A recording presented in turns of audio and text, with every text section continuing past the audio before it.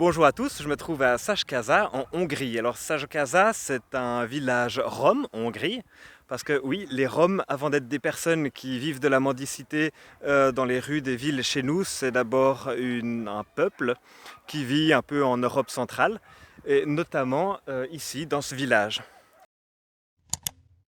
Szekasa, c'est un village qui ressemblait un peu à un bidonville.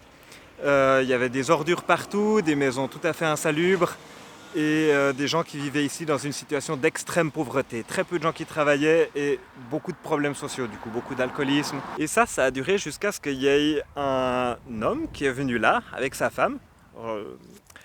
Et il se trouve que ces gens, c'était des officiers de l'armée du salut qui sont roms, font aussi partie du peuple rom.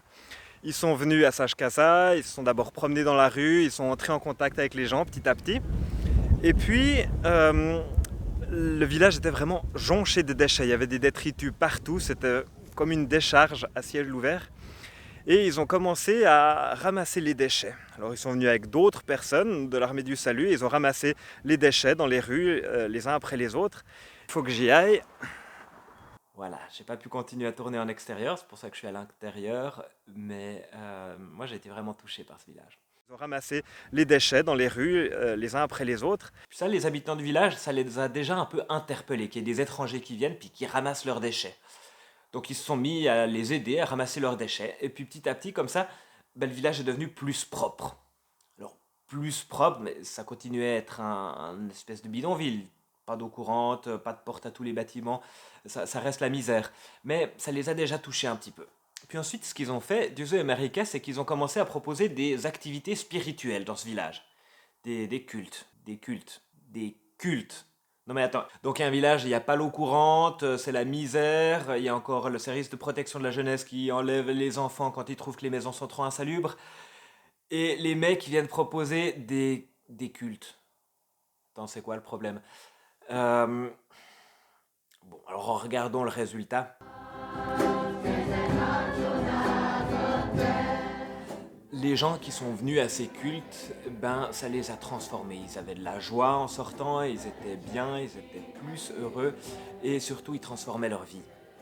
À tel point d'ailleurs que il y a le responsable rom du village, le chef du village, je ne sais pas comment il faut l'appeler, qui s'appelle Gabor, ça l'a interpellé, parce qu'il a vu qu'il y avait les gens de son village qui allaient à ces cultes, à ces activités spirituelles, puis qui en revenaient transformés. Et là, le mec, il s'est dit, mais c'est de ça qu'on a besoin.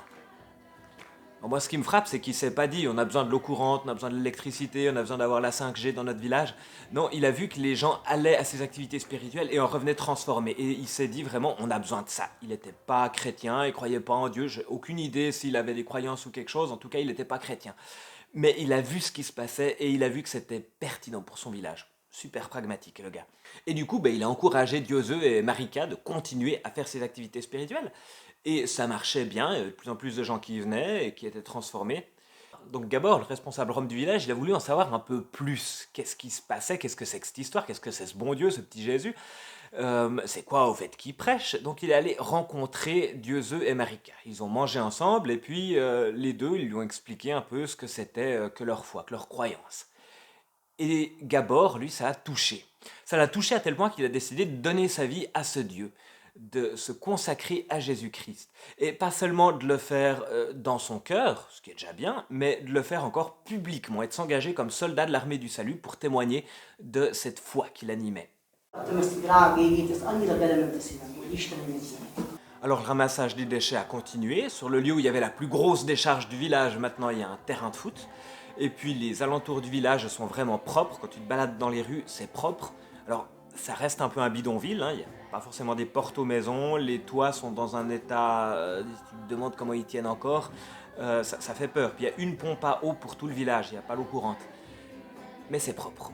Il y a une différence qui est déjà visible. Et puis l'armée du salut, avec Diosué, avec Marika et avec Gabor maintenant, ont ouvert un local. Alors je ne sais pas s'ils ont construit une maison ou s'ils ont investi une maison qui était déjà là, mais en tout cas ils ont ouvert un local puis ils ont développé les activités spirituelles. Les activités spirituelles pour les enfants, les activités spirituelles pour les dames, pour les hommes, etc. Et des cultes. Et ça marche bien, et ça continue à grandir, et ça continue de transformer des vies. C'est ça qui est vraiment impressionnant.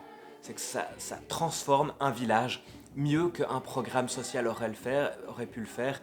Et est mieux qu'une autre spiritualité. Je dis mieux qu'une autre spiritualité parce qu'il y avait un centre bouddhiste qui avait été construit dans ce village. Un très beau bâtiment d'ailleurs, mais ça marchait pas. Ça marchait pas à tel point que ce centre, il a fermé. Il y a toujours le bâtiment, mais il se passe plus d'activités bouddhistes. Et mieux qu'un programme social, parce que, bon, on aurait pu installer l'eau courante, on aurait pu installer la 5G, on aurait pu installer plein de choses dans ce village, mais ça aurait peut-être pas eu un tel impact.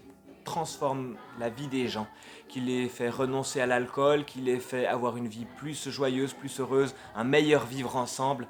Alors, ça reste un bidonville et il y a des besoins sociaux très forts. Et il y aurait certainement besoin d'un programme social et j'espère que ça va venir dans les prochaines années.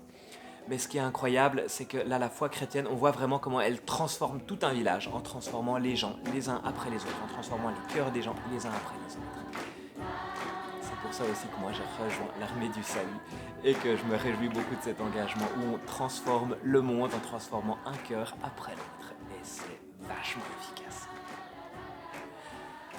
Voilà, nous on se retrouve la semaine prochaine probablement pour un prochain épisode. Vous pouvez partager cette vidéo, vous abonner et je vous dis à bientôt.